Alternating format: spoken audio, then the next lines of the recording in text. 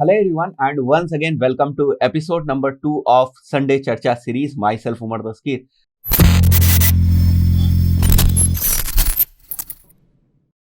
So guys आज के इस वीडियो के लिए मेरे पास कुछ क्वेश्चंस हैं in the form of comments जो आप ही लोगों ने किए हुए हैं। हमारा जो फर्स्ट वाला वीडियो था इसी सीरीज का यानी कि एपिसोड नंबर 1 जो था उसके कमेंट सेक्शन में जो क्वेश्चंस आप लोगों ने किए हुए थे, जो कमेंट्स आप लोगों ने किए थे, उन्हीं को मैंने पिक किया और बहुत ही इंटरेस्टिंग क्वेश्चंस हैं यहाँ पर।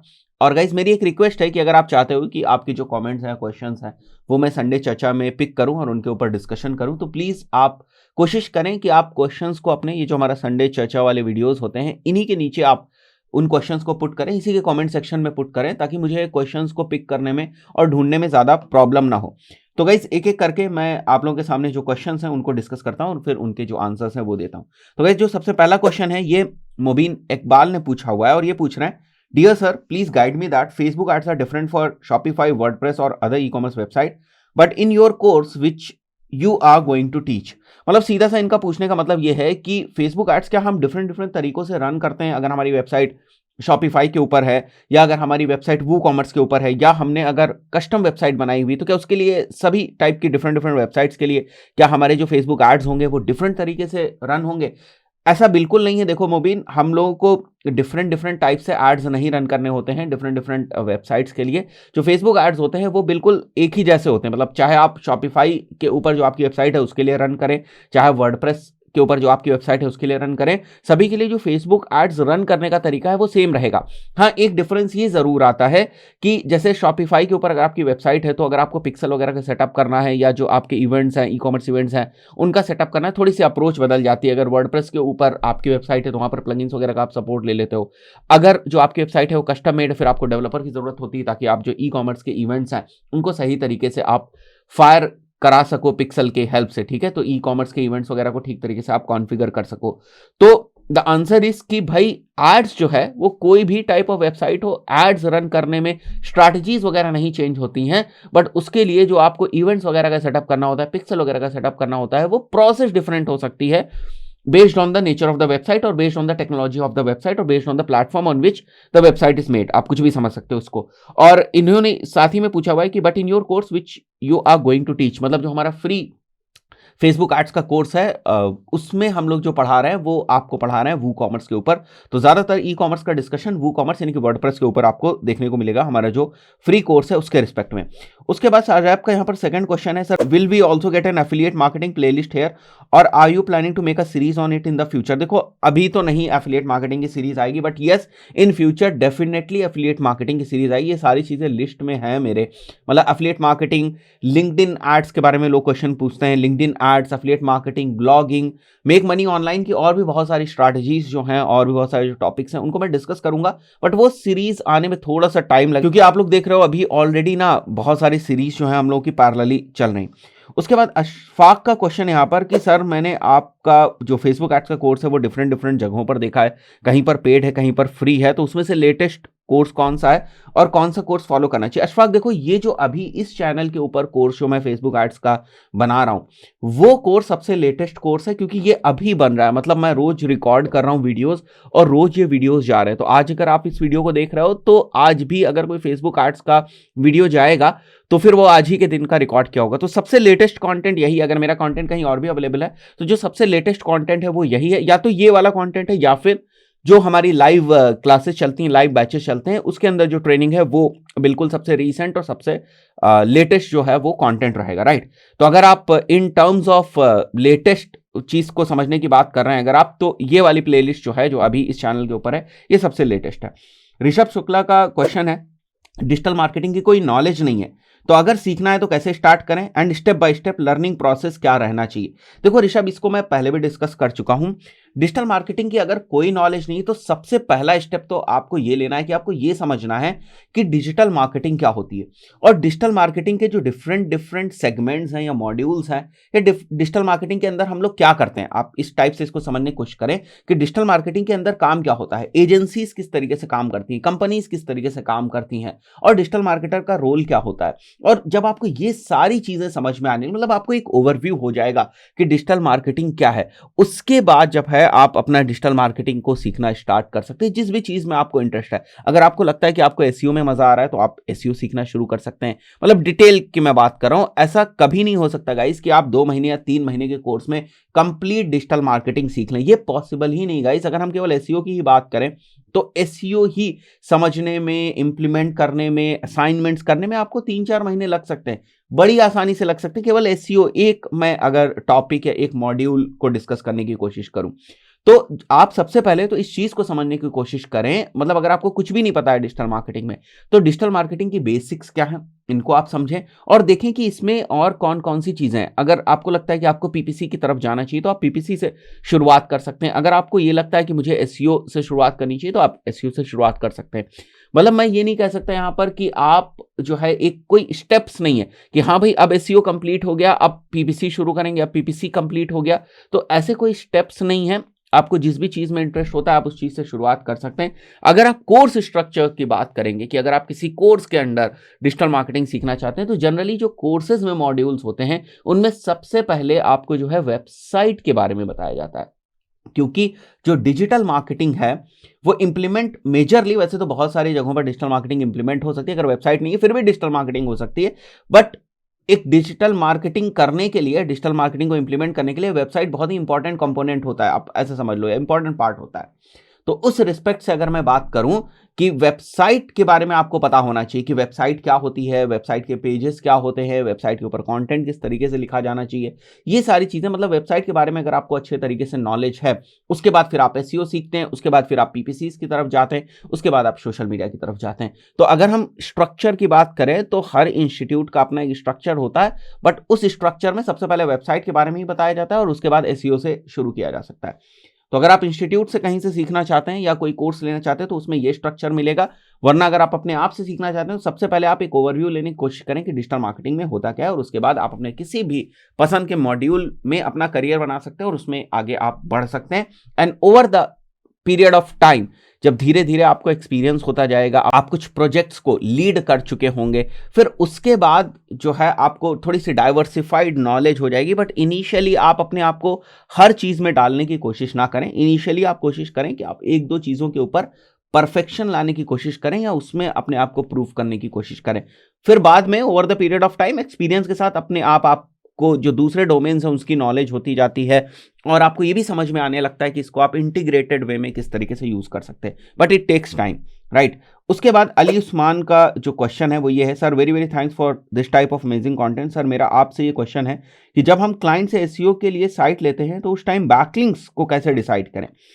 बिकॉज गेस्ट पोस्टिंग के लिए बैकलिंक्स बहुत एक्सपेंसिव हैं। Please sir pick my request, ये question I am little bit confuse. देखो, बैकलिंक्स को लेकर बहुत सारे लोगों को कंफ्यूजन होता है। मेजरली दो तरीके का कंफ्यूजन होता है। एक ये कि क्वालिटी ऑफ जो बैकलिंक्स होती है वो क्या होते हैं, और जो सेकंड इसी में क्वेश्चन आता है, इस कंफ्यूजन आता है, वो ये होता है कि आखिर नंबर ऑफ बैकलिंक्स हम कैसे डिसाइड करें कि कितने बैकलिंक्स बनाने हैं। तो देखो, क्वालिटी और नंबर ऑफ बैकलिंक्स ये दोनों ही चीजें इस बात पे डिपेंड करती हैं कि आप किस कीवर्ड पे रैंक करना चाहते हैं और उस कीवर्ड के ऊपर जो आपके डिफरेंट कॉम्पिटिटर्स रैंक कर रहे हैं उनकी अपनी अथॉरिटी क्या है इन टर्म्स ऑफ बैकलिंक्स। उनका अपनी जो बैकलिंक्स की प्रोफाइल है वो क्या है, उनकी बैकलिंक्स की प्रोफाइल कितनी स्ट्रांग है। इसको मैं कई बार ना एसईओ की सीरीज में कई बार मैं इसको इस तरीके से आपसे डिस्कस कर चुका हूं। एक एग्जाम्पल लेकर, स्टूडेंट का मैं जनरली एग्जाम्पल लेता हूं कि मान लेते हैं कि आपको एक स्टूडेंट को बीट करना है, ठीक है, एक स्टूडेंट से आपको आगे निकलना है अपने क्लास के अंदर परसेंटेज वाइज।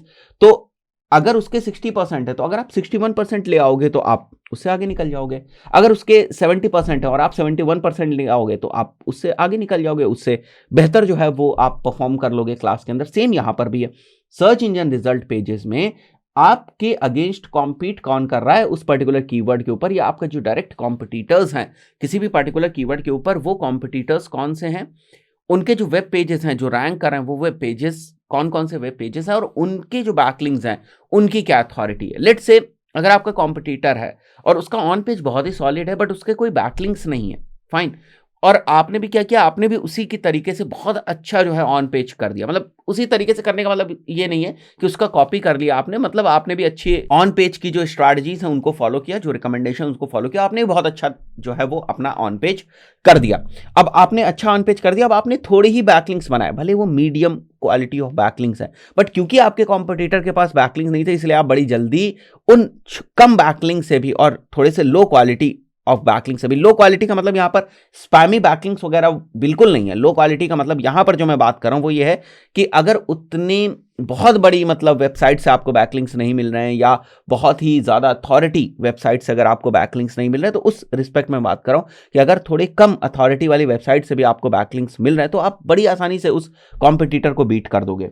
तो ये जो क्वेश्चन रहता है कि सर जो बैकलिंक्स हैं हमारे, उनके नंबर्स हम किस तरीके से डिसाइड करें, ये इस बात के ऊपर डिपेंड करता है, मतलब मोस्ट ऑफ द टाइम ये इस बात के ऊपर डिपेंड करता है कि आपके कॉम्पिटिटर की जो बैकलिंक स्ट्रेंथ या बैकलिंक प्रोफाइल है वो क्या है और कितनी स्ट्रांग है। तो आई बिलीव इस क्वेश्चन का भी आंसर आपको मिल गया होगा। राजेश पूछ रहे हैं सर लिंक्डइन एड्स की सीरीज कब स्टार्ट होगी। देखो राजेश, अभी 2-3 सीरीज चल रही हैं, पैरेलली चल रही हैं, और उनमें भी कभी कभी कंटेंट जो है एक आध दिन डिले हो जाता है। तो जल्दी ही लिंक्डइन ऐड सीरीज स्टार्ट होगी। कोई भी अगर जो हमारी प्लेलिस्ट अभी चल रही है, जैसे ही किसी भी प्लेलिस्ट को हम खत्म करेंगे उसके बाद हम लिंक्डइन एड्स या लिंक्डइन की सीरीज जो है वो उसको स्टार्ट कर देंगे। नेक्स्ट यहां पर सिमेंटिव ग्राफिक का क्वेश्चन है। इनका क्वेश्चन ये है कि I am not a graduate, is it possible that I can apply to any agency as digital marketer because most of the agency require degree from digital marketer, then how to handle them. देखो, अगर आपके पास graduation की degree नहीं है तो आप graduation अपना complete कर लें, ये मैं भी आपको रिकमेंड करूंगा। देखो, अगर आपके पास मास्टर्स डिग्री नहीं है तब तो कोई प्रॉब्लम की बात नहीं है। अगर आपके पास एमबीए नहीं है, एग्जीक्यूटिव एमबीए नहीं है, आपके पास पीजीडीएम नहीं है, तो कोई प्रॉब्लम की बात नहीं। बट नॉर्मल एक बार ग्रेजुएशन तो आपका होना चाहिए, क्योंकि बहुत सारी कंपनीज के अंदर एलिजिबिलिटी क्राइटेरिया ही ग्रेजुएशन होता है। तो एक ग्रेजुएशन एक बेसिक फाउंडेशन मानी जाती है। देखो, ये फिर भी एजेंसीज और कंपनीज के ऊपर डिपेंड करता है। अगर आप ग्रेजुएट नहीं हैं और उसके बाद भी वो आपको हायर करना चाहती हैं तो इट्स टोटली देयर डिसीजन।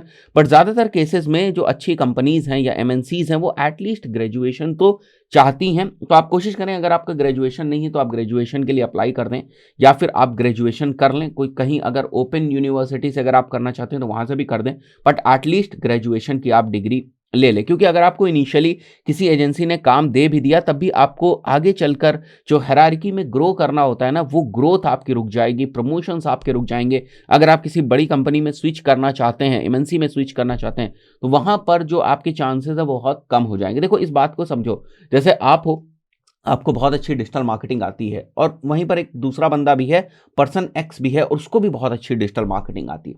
अब आपके पास ग्रेजुएशन की डिग्री नहीं है बट उस बंदे के पास ग्रेजुएशन की डिग्री है, तो कंपनी किसको हायर करेगी? कंपनी उसको प्रायोरिटी दे देगी, दूसरे बंदे को प्रायोरिटी दे देगी। तो ऐसे बहुत सारी अपॉर्चुनिटीज आपके पास मिस हो जाएंगी, है ना। तो एक बेसिक रिक्वायरमेंट के हिसाब से तो ग्रेजुएशन एक बार के लिए इंपॉर्टेंट है। मतलब अगर आप जॉब के लिए जाते हो तो एजेंसीज मांगेंगी कि आप एटलीस्ट ग्रेजुएशन तो आपका होना चाहिए।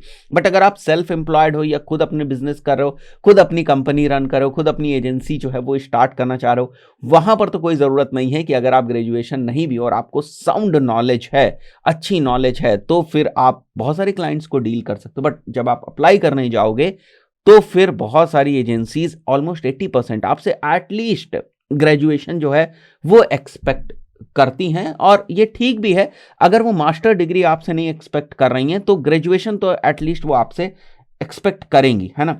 तो जो आपने पूछा है कि हाउ टू हैंडल देम, तो देखो, आप या तो कुछ ऐसी जो स्टार्टअप एजेंसीज हैं उनमें आप काम कर सकते हैं अपनी स्किल्स के बेसिस पर। बट अगेन मैं यही कहूंगा कि फिर आपको जब ग्रो करने की अपॉर्चुनिटी मिलेगी तो वहां पर हो सकता है आपके कंपैरिजन में दूसरे बंदे को ज्यादा प्रायोरिटी दे दी जाए। तो इस चीज का थोड़ा सा आप ध्यान रखिएगा। उसके बाद यहां पर स्पार्क मूवर्स का एक क्वेश्चन है, please suggest me, is there any way to stop my competitors to fraud clicks on my Google ads और some method to block IP addresses of competitors. Yes, IP exclusion का option तो आपको Google ads के अंदर ही मिलता है, but competitors की आईपी को ट्रैक कर पाना उतना ईजी नहीं होता। देखो, एक दो तरीके हैं इससे बचने के लिए, बट वो भी 100% फुल प्रूफ नहीं है। पहला तरीका तो यह है कि अगर आपको पता है कि आपका कॉम्पिटिटर इस पर्टिकुलर पिन कोड से या इस पर्टिकुलर एरिया से जो है वो क्लिक्स मार रहा है, तो आप ये कर सकते हो कि उस एरिया को आप एक्सक्लूड कर दो, पिन कोड के बेसिस पर आप उस एरिया को मार्क कर लो या रेडियस के बेसिस पर 1 किलोमीटर के रेडियस के बेसिस पर आप उस एरिया को मार्क कर लो और उसको एक्सक्लूड कर लो। एक तो ये तरीका है। दूसरा तरीका ये है कि आपके पास बहुत सारे जो क्लिक फ्रॉड को रोकने वाले टूल्स होते हैं जो ऑटोमेटिकली आईपीज को डिटेक्ट कर लेते हैं और फिर उनके ब्लॉक कर देते हैं, जो वो आईपीज होती हैं उनको ऑटोमेटिकली ब्लॉक कर देते हैं। तो आप उन टूल्स को भी यूज कर सकते हो, बट अगेन इसको 100% रोकने का कोई तरीका नहीं अनटिल अनलेस आपको एग्जैक्ट आईपी ना पता हो और उस आईपी को आप जो है वो एक्सक्लूजन में ना डाल दो। तो बहुत ही मुश्किल होता है इस चीज़ को हैंडल करना। मतलब अगर कोई इस चीज़ के ऊपर बिल्कुल 100% डेडिकेटेड वे में काम ही करना शुरू कर दे, अपना आपका कॉम्पिटिटर की जैसे ही ऐड दिखेगा, डिफरेंट डिफरेंट कीवर्ड्स के ऊपर ऐड दिखेगा, हम जो है इसके ऊपर क्लिक करके इसका जो बजट है वो एग्जॉस्ट कर देंगे। मतलब कोई बिल्कुल इस चीज़ के ऊपर ही डेडिकेटेड काम कर ले तो बहुत ही बड़ा चैलेंज हो जाता है। बट अगेन टूल्स की हेल्प से और मैनुअली आईपी एड्रेसेस को एक्सक्लूड करके आप कुछ 30, 35, 40% तक की तो आसानी से आप क्लिक फ्रॉड रोक सकते हो। थोड़ा और अच्छा अगर आप काम करोगे तो 60-65% तक आप जो क्लिक फ्रॉड है उसको आप रोक सकते हो। गूगल भी कहता है कि जो क्लिक फ्रॉड्स होते हैं उनको हम डिटेक्ट कर लेते हैं और उसके बेसिस पर हम आपको चार्ज नहीं करते, मतलब उन क्लिक्स का हम नहीं चार्ज करते हैं। बट अगेन आप कितने भी एफर्ट क्यों ना कर लो, 20-25% का तो क्लिक फ्रॉड, अगर कोई बहुत एग्रेसिवली आपके पीछे पड़ा हुआ है तो 20-25% का तो क्लिक फ्रॉड आपको देखने को मिलेगा ही, राइट। उसके बाद आरसीबी प्रैंक तड़का का जो क्वेश्चन है वो ये है, सर गूगल वेब स्टोरी पर और कोरा पे भी वीडियो बनाए, आएगा भाई बिल्कुल आएगा। इस सारे टॉपिक्स जो हमारी लिस्ट में है, बट जैसा मैंने बताया कि हम लोग अभी 2-3 प्लेलिस्ट के ऊपर ऑलरेडी काम कर रहे हैं। कुछ एपिसोड्स के ऊपर जैसे वीकली अपडेट्स का एपिसोड आता है, ये वाला एपिसोड आता है, इस पे ऊपर काम कर रहे हैं, तो जल्दी वो प्लेलिस्ट भी आएंगी। सर हम फ्रीलांसर प्रोजेक्ट कैसे लें, एक और क्वेश्चन है यहाँ पर क्रिकेट विला का कि फ्रीलांसर प्रोजेक्ट्स किस तरीके से लिए जाएं। तो देखो जब हम बात करते हैं फ्रीलांसर प्रोजेक्ट्स की या फ्रीलांसिंग के थ्रू जो प्रोजेक्ट्स हैं उनको उठाने की जब हम बात करते हैं तो यहाँ पर दो मुद्दे जो है वो अराइज होते हैं, दो क्वेश्चन अराइज होते हैं। एक तो ये कि आपने अभी केवल डिजिटल मार्केटिंग सीखा है या कोई एक स्किल मान लेते हैं गूगल एड्स केवल अगर आपने अभी सीखा और आपको बहुत ज़्यादा प्रैक्टिकल एक्सपोजर नहीं है या बहुत ज़्यादा अभी आपने प्रोजेक्ट्स के ऊपर काम नहीं किया है। एक तो ये सिनेरियो बनता है फ्रीलांसर का और आप फ्रीलांसिंग करना चाहते हो। एक सिनेरियो ये बनता है कि आपके पास ऑलरेडी बहुत ज़्यादा एक्सपीरियंस है, ठीक है, आपके पास ऑलरेडी बहुत ज़्यादा एक्सपीरियंस है और अब आप फ्रीलांसिंग के थ्रू जो प्रोजेक्ट्स हैं उनको लेना चाहते हो। देखो क्योंकि फ्रीलांसिंग में रिस्क बहुत ज़्यादा होती हैं और बहुत सारे लोगों को फ्रीलांसिंग का बहुत सारी चीज़ें नहीं पता होती हैं और वो फ्रीलांसिंग में कूद जाते हैं। जैसे मैं आपको बताऊं, जैसे आपने अगर एक लेट्स से फेसबुक एड्स का प्रोजेक्ट लिया, फेसबुक एड्स का आपने प्रोजेक्ट लिया, अब आपको ग्राफिक डिज़ाइन करना अगर बहुत अच्छे तरीके से नहीं आते हैं, अगर आपको लैंडिंग पेजेस बनाना बहुत अच्छे तरीके से नहीं आता है, आपको केवल फेसबुक एड्स चलाना आता है और आपने फेसबुक एड्स का फ्रीलांसिंग का प्रोजेक्ट ले लिया और आपके पास टीम भी नहीं है, आपके पास कनेक्शंस भी नहीं है, आपके पास रिसोर्सेज भी नहीं है, तो आप फिर लैंडिंग पेजेस और ग्राफिक्स किस तरीके से बनाओगे, आपके लिए चैलेंजिंग हो जाएगा, राइट। तो लोग समझते हैं कि फ्रीलांसिंग ईजी है, बट ऐसा भी नहीं, वहाँ भी आपको बहुत सारे कनेक्शंस वगैरह की ज़रूरत पड़ती है, ठीक है। कि हो सकता है कि आपने जो प्रोजेक्ट लिया उसमें केवल आप ही के इनपुट की ज़रूरत नहीं है और ऐसा होता है कि ज़रूरी नहीं है कि आपने फेसबुक एड्स का प्रोजेक्ट लिया तो सारी चीज़ें with regards to Facebook ad जो उसमें ज़रूरत पड़ेगी, जैसे ग्राफिक और लैंडिंग पेज का मैंने एग्जांपल लिया, वो आप अकेले ही कर पाओ। तो ये ज़रूरी होता है कि आपके पास कनेक्शंस हो, आपके पास टीम हो, तब आप अगर फ्रीलांसिंग के प्रोजेक्ट्स ले रहे हो तो ज़्यादा बेहतर रहता है। फाइन, तो एक तो ये कंसर्न हो गया। अब किस तरीके से ले, देखो अगर आप बिगिनर हो, बिल्कुल बिगिनर हो, तो मैं आपको ये नहीं सजेस्ट करूंगा कि जो बहुत सारे फ्रीलांसिंग के मार्केट प्लेसेस और वहाँ पर जाकर जो है प्रोजेक्ट्स जो हैं उनके लिए अप्लाई करें, वो मैं नहीं सजेस्ट करूंगा। इनिशियली मैं आपको ये सजेस्ट करूंगा कि आपका कोई नोन है, कोई फ्रेंड है, कोई रिलेटिव है, कोई फादर साहब का आपका फ्रेंड है, कोई रिलेटिव है जैसे मैंने बताया, आप उनसे बात करो और देखो कि उनका जो बिजनेस है वो आपकी समझ में आता है कि नहीं, मतलब उस बिजनेस के बारे में आपको कुछ पता भी है थोड़ा बहुत भी कि नहीं। आप ऐसे लोगों को पहले टच करो जिनके बिजनेस को आप अच्छे तरीके से समझते हो। लेट से आपके कोई रिलेटिव हैं जिनका कोई कोचिंग इंस्टीट्यूट है, अब आपको पता है कि कोचिंग इंस्टीट्यूट्स किस तरीके से चलते हैं, जैसे इस पर्टिकुलर कोचिंग के अंदर जो स्टूडेंट्स आते हैं उनका अपना पर्सोना क्या है, ये सारी चीज़ें, तो ये सारी चीज़ें आपके लिए एडवांटेज होती हैं। फाइन, तो अगर आप फ्रीलांसिंग प्रोजेक्ट्स के लिए अप्रोच कर रहे हैं तो आप पहले अपने नोन जो सर्किल है उसमें अप्रोच करें और उसके बाद आप मार्केट प्लेसेस में जाए, वहां से आपको कॉन्फिडेंस मिलेगा। अगर आप 1-2 सक्सेसफुल प्रोजेक्ट जो है उनको डिलीवर कर देते हैं और अगर सक्सेसफुल प्रोजेक्ट जो है वो डिलीवर कर देते हैं तो फिर उस पर्टिकुलर केस में आपको बहुत सारे प्रोजेक्ट्स रेफरेंस से भी मिल जाएंगे कि भाई इस बंदे ने अच्छा काम किया था, तो वो दूसरे लोगों को भी बताएगा और वहां से भी आपको प्रोजेक्ट्स मिलेंगे।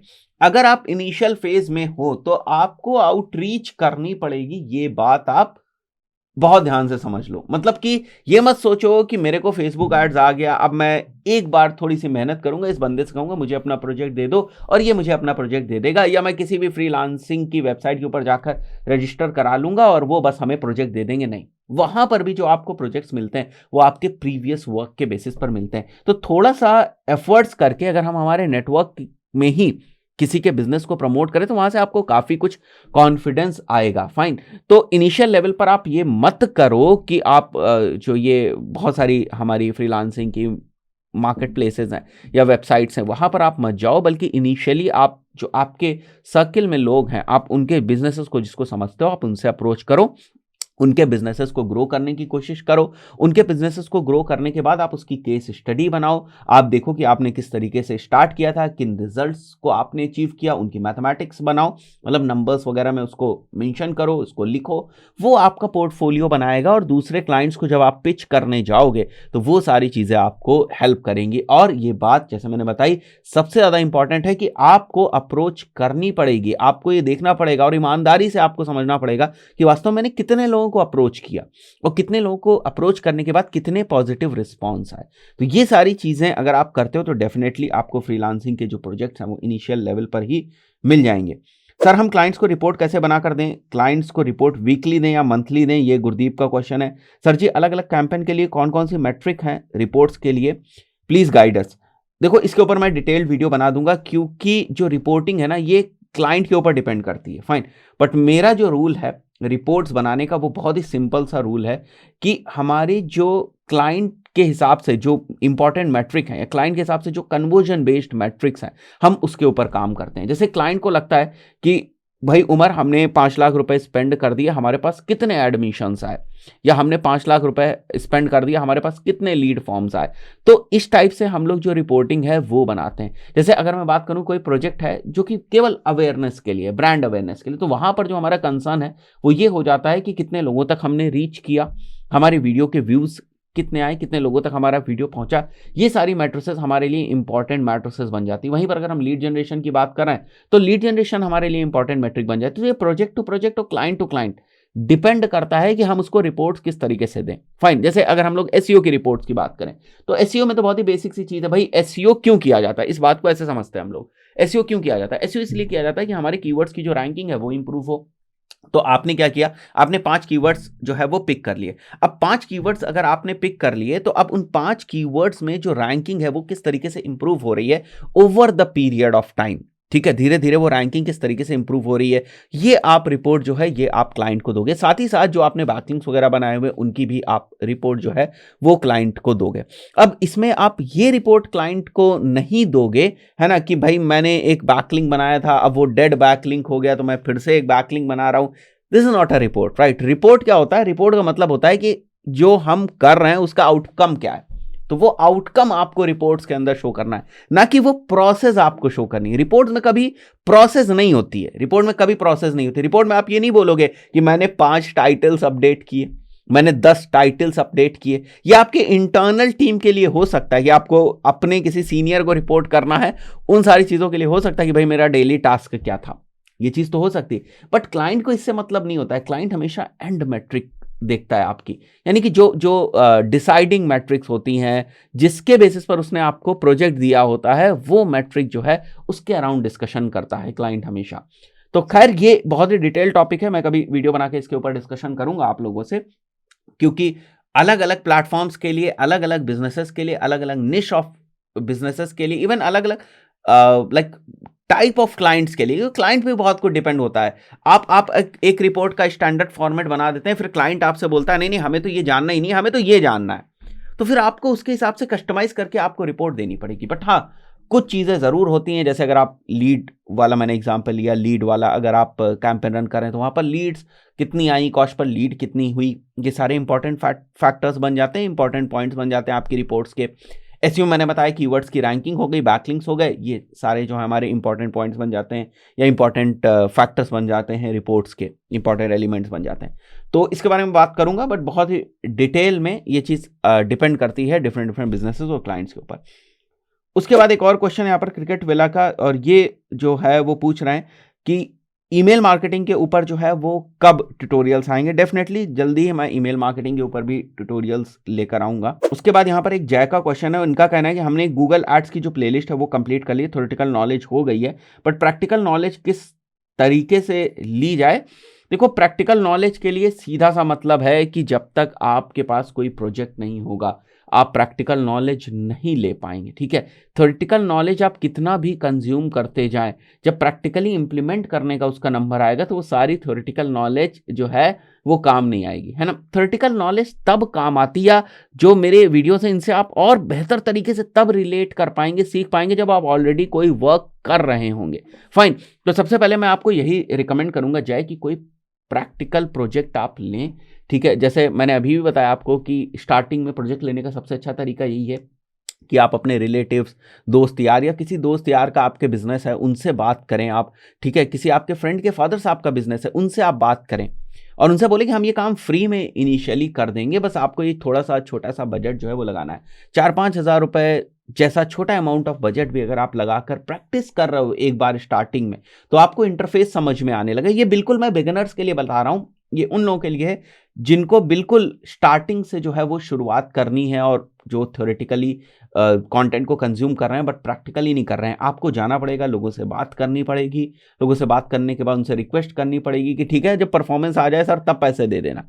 सीखने के लिए ये चीज़ बुरी नहीं है ना। या फिर आप क्या कर सकते हो, इनिशियली आप किसी एजेंसी में जो है इंटर्नशिप वगैरह के लिए भी अप्लाई कर सकते हो, बट उसके लिए भी ना आपके पास एक सॉलिड बेस होना चाहिए, सॉलिड थ्योरेटिकल नॉलेज होनी चाहिए। बट मैं ये जरूर आपसे कहूंगा कि स्टार्टिंग में आप 2-4 हज़ार रुपए, अगर आपको गूगल एड जैसी स्किल सीखनी है ना, और आप केवल इसलिए रुके हुए हो कि आपको प्रैक्टिकल नॉलेज नहीं मिल पा रही है।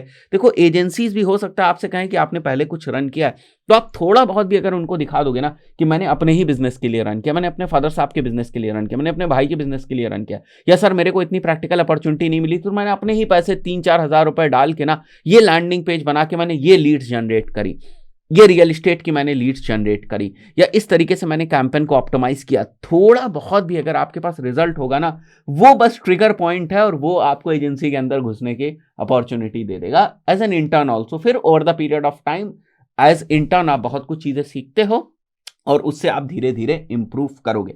जय, ऐसा बिल्कुल नहीं है कि आपने वीडियोस देखे बस आप परफेक्ट हो गए, ऐसा बिल्कुल नहीं है ना। आज के टाइम में हम लोग भी नई नई चीजें सीखते हैं, ऐसा नहीं कि हम लोग नई नई चीजें नहीं सीखते हैं, हम लोग भी नई नई चीजें सीखते रहते हैं। तो ये एक लॉन्ग टाइम की प्रोसेस है, या एक थोड़ा सा आपको टाइम देना पड़ेगा इस चीज में, बट कहीं ना कहीं से तो आपको शुरुआत करनी पड़ेगी। और उस शुरुआत के लिए अगर आपको थोड़े 2-4-5 हज़ार रुपए अपने खुद के एड्स में जलाने पड़े तो आपको पीछे नहीं हटना चाहिए।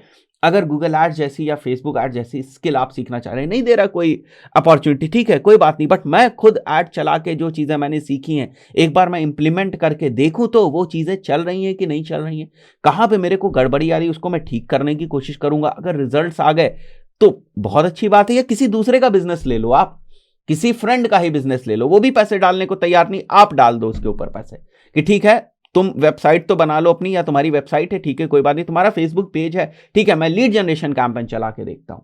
आपका एक अगर गूगल एड्स की तरफ आपका मतलब आपका इंटरेस्ट है और गूगल एड्स आप चलाना चाहते हो, बोलो उनसे कि एक लैंडिंग पेज हम लोग बना लेते हैं। लैंडिंग पेज में क्या होगा, एक डोमेन की तो कॉस्ट आएगी और एक होस्टिंग की कॉस्ट आएगी, बस वो लैंडिंग पेज बन जाएगा। उसके बाद आप चाहो तो अपना अमाउंट डाल के आप उनके लिए लीड जनरेट कर सकते हो, और उनके लिए जब आप लीड जनरेट करो उससे जो रिजल्ट आए आप उसमें कुछ ना कुछ जो आप शेयर्स आप रख सकते हो उसके, या कुछ ना कुछ आप कमीशन पे बातचीत उनसे कर सकते हो, कुछ इंसेंटिव्स पे बातचीत कर सकते हो। तो ये कहीं ना कहीं से तो शुरुआत करनी पड़ेगी। जय, केवल वीडियो कंजम्पशन आप करते जाओगे, इंफॉर्मेशन ओवरलोड हो जाएगा over the period of time, और जब तक इंफॉर्मेशन ओवरलोड होगा ना, जब तक आपके अंदर थोड़ा बहुत कॉन्फिडेंस आएगा तब तक गूगल एड्स का इंटरफेस चेंज हो चुका होगा या कोई 2-4 नई चीजें आ चुकी होंगी।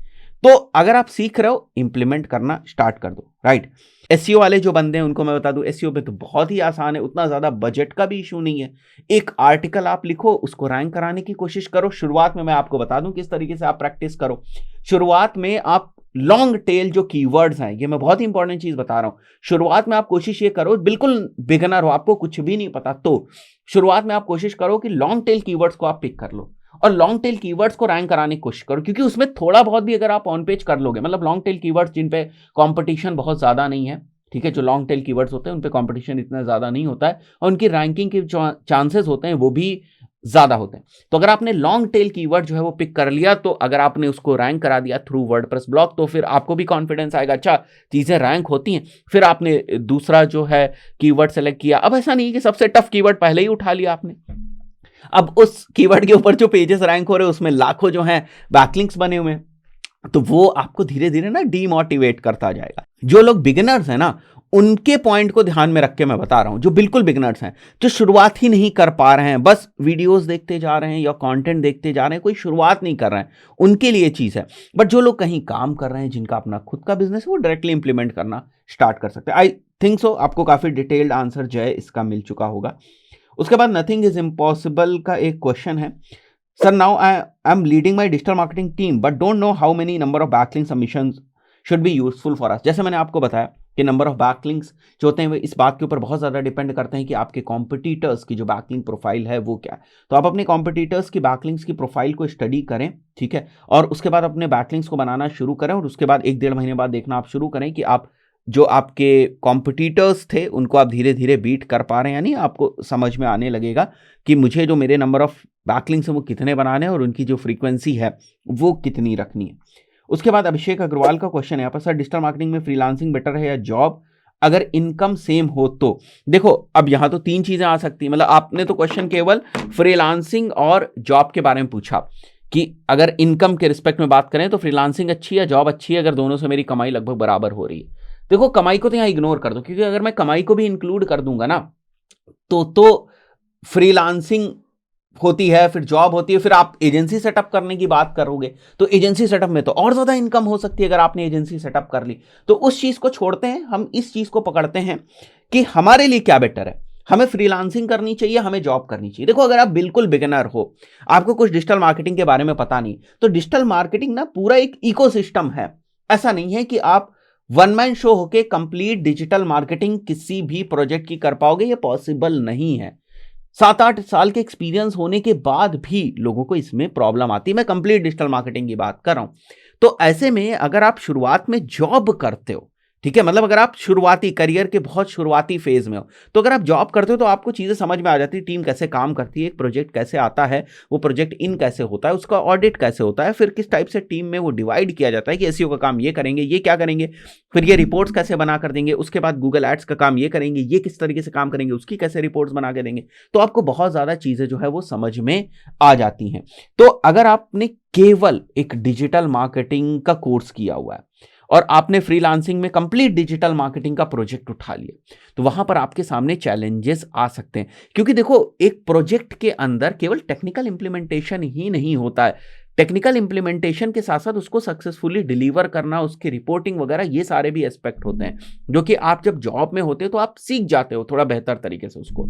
तो इनिशियली अगर आप इनिशियल फेज में हो तो आप जॉब के लिए जा सकते हो, वहां से आप चीजें सीखो, आप देखो किस टाइप से सारी चीजें काम होती हैं, करती हैं, मतलब किस टाइप से काम होता है, और स्टार्टिंग से कि जब एक प्रोजेक्ट इन होता है वहां से लेकर सक्सेसफुली प्रोजेक्ट डिलीवर होने तक की क्या क्या चीजें होती हैं, कितने कितने रिसोर्सेज उसके अंदर इन्वॉल्व होती हैं, उससे आपको ये क्लियरिटी होगी कि मुझे जॉब करनी चाहिए या मैं अब तैयार हो चुका हूं जॉब करने के बाद, मतलब मुझे जॉब कंटिन्यू करनी चाहिए, मैं तैयार हो चुका हूं जॉब करके, अब मैं फ्रीलांसिंग में जा सकता हूं। क्योंकि जैसे मैंने अभी बताया था, फ्रीलांसिंग उतनी ईजी ही नहीं है जितना आप लोगों को लगता है, उसमें हमें बहुत सारी रिसोर्सेज वगैरह की ज़रूरत होती है, टीम की ज़रूरत होती है, क्योंकि आपको केवल प्रोजेक्ट डिलीवर नहीं करना है, आपको प्रोजेक्ट सक्सेसफुली डिलीवर करना है, और ये ज़रूरी नहीं है कि सारी स्किल्स आपके अंदर ही हो, ठीक है।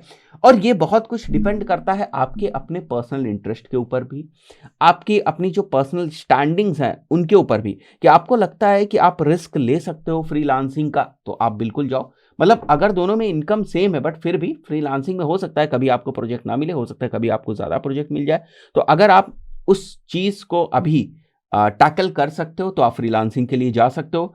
अगर आपको लगता है कि आपको अभी कॉन्टिन्यूअस सोर्स ऑफ इनकम चाहिए, जो कि अभी अब जॉब से आपको मिल सकता है 3-6 महीने के लिए, या नेटवर्किंग आपकी और ज़्यादा बन सकती, तो आप जॉब के लिए जाओ।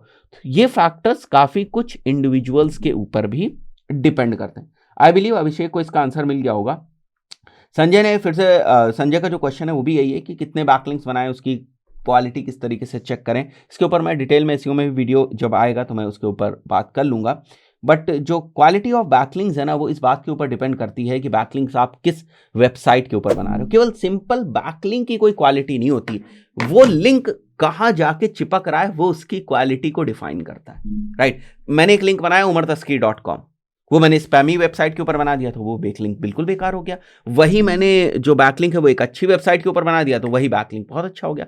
तो बैकलिंक की जो क्वालिटी है ना, वो इस बात पे डिपेंड करती है कि बैकलिंक आपने चिपकाया कहाँ है, मतलब बैकलिंक आपने लगाया कहाँ है, ठीक है। तो बैकलिंक की क्वालिटी वो कहाँ पे है उस पर डिपेंड करती है। तो अगर आपको ये बात समझ में आ गई कि वो वेबसाइट अच्छी है, उस वेबसाइट का अपना डीएपी अच्छा है, डीएपी कोई इतनी भी इंपॉर्टेंट मैट्रिक नहीं है, बट हाँ फिर भी हमारे पास जज करने के लिए दूसरी मैट्रिक नहीं है, तो फिर हम लोग डीएपीए की तरफ जाते हैं। डीएपीए कह लो या डीआरपीआर कह लो, एक ही चीज है। डीएपीए मॉस में होता है, डीआरपीआर आरएफ में होता है। कल को कोई नया टूल आ जाएगा वो भी अपनी मैट्रिक दे देगा, बट ये सारी मैट्रिक इस बात के ऊपर डिपेंड करती हैं कि उस वेबसाइट के बैकलिंक्स कितने। जैसे मैं कह रहा हूं इस वेबसाइट का डीए बहुत अच्छा है, तो क्यों उस वेबसाइट का डीए अच्छा होता है? या मैं कह रहा हूं कि इस पर्टिकुलर पेज का जो पीए है, पेज अथॉरिटी बहुत अच्छी है, क्यों भाई, कैसे अच्छी होती है? वो अच्छी इसलिए होती है क्योंकि उस पर्टिकुलर पेज या उस पर्टिकुलर वेबसाइट के ऊपर बहुत सारे बैकलिंक्स बने होते हैं, बहुत सारे क्वालिटी ऑफ बैकलिंक्स बने होते हैं, उनका जो अपना स्पैम स्कोर है वो काफी कम होता है, इसलिए उन वेबसाइट्स की जो डीएपीए है वो अच्छी होती है। तो अगर आप टूल से डीएपीए चेक कर लें, मैनुअली जाकर आप ये देख लें कि ये वेबसाइट ठीक तो लग रही है, सब कुछ जेन्युइन तो लग रहा है इस वेबसाइट के ऊपर, ऐसा तो कुछ नहीं है कि इस वेबसाइट के ऊपर फेक हो, हमारी वेबसाइट के रिलेवेंट भी ये वेबसाइट है, और जहां पर मैं बैकलिंक बना रहा हूं वो बैकलिंक भी कंटेंट के बीच में, ऐसा नहीं है कि बैकलिंक वो हमारा कमेंट में डाला गया, जेन्युइन जो हमारा कंटेंट है, ओरिजिनल कंटेंट है, उसके बीच में बैकलिंक है। क्वांटिटी जो है वो आप देख लोगे कि हमारे कॉम्पिटिटर्स किस तरीके से काम करे, उसके हिसाब से अपनी बैकलिंक की आप क्वांटिटीज देख लोगे, कितने मैं बैकलिंक्स बना रहा हूँ, वीकली बेसिस पे मैं कितने बैकलिंक्स बना रहा हूँ, कैसे मैं उसको आउट रैंक कर पाऊंगा। और क्वालिटी के लिए जो मैंने आपको फैक्टर्स बताए, ये सारे फैक्टर्स मिला के क्वांटिटी और क्वालिटी का बैलेंस बिठाकर जो है आप अपने बैकलिंक्स की स्ट्रैटेजीज जो है उनके ऊपर काम करना शुरू कर सकते हैं। तो ये कुछ क्वेश्चंस थे जो मैंने इस पर्टिकुलर वीडियो के लिए पिक किए थे। आशा करता हूं आपको वीडियो समझ में आया होगा और बहुत सारे क्वेश्चंस के आंसर्स भी आपको मिले होंगे, और भी बहुत ज़्यादा क्वेश्चंस आप लोग पूछिए इस वीडियो के कमेंट सेक्शन में पूछिए। हो सकता है कुछ क्वेश्चंस मुझसे मिस हो गए हो, बट मैं कोशिश करूंगा कि जो क्वेश्चंस मुझसे मिस हो गए हो सकता है वो मैं नेक्स्ट वीक में जो है वो पिक कर लूं उन क्वेश्चंस को, और उन क्वेश्चंस का आंसर मैं आप लोगों को तब दे दूं। तो गाइज ये क्वेश्चंस कोई बहुत ज़्यादा टेक्निकल क्वेश्चंस नहीं थे जो मैंने पिक किए हुए हैं, थोड़े से बिगिनर्स के अराउंड क्वेश्चंस थे, उनके जो कन्फ्यूजन्स होते हैं उनके अराउंड क्वेश्चंस थे। दोस्तों आशा करता हूँ वीडियो आपको पसंद आया होगा, ज़्यादा लोगों तक इस वीडियो को पहुँचाएं। बहुत सारे लोगों को भी ये डाउट्स हो सकते हैं। इनमें से कुछ क्वेश्चंस ऐसे थे जो काफ़ी डिटेल्ड एनालिसिस या डिटेल्ड डिस्कशन मांगते हैं, उनके लिए मैं सेपरेट जो वीडियो है वो बना दूंगा, ठीक है। और जैसा मैंने बताया बहुत सारे लोगों की डिफरेंट प्लेलिस्ट की जो डिमांड आ रही है, वो भी मैं बहुत जल्दी जो है वो डिफरेंट प्लेलिस्ट को स्टार्ट करने वाला हूँ। ऑलरेडी 2-3 प्लेलिस्ट चल रही हैं, तो वो एक बार प्लेलिस्ट, उनमें से कोई भी एक प्लेलिस्ट खत्म होती है तो फिर हम तुरंत जो है दूसरी कोई प्लेलिस्ट जो है वो स्टार्ट कर देंगे। कम्युनिटी को प्लीज़ फॉलो करा करिए। कम्युनिटी में मैं कुछ नई चीज़ें जो है वो डलवाता रहता हूँ, तो वहाँ पर आपको कुछ ना कुछ अपडेट्स जो हैं वो मिल जाएंगे। So that's it for today. This is Umar Taskeer signing off for now.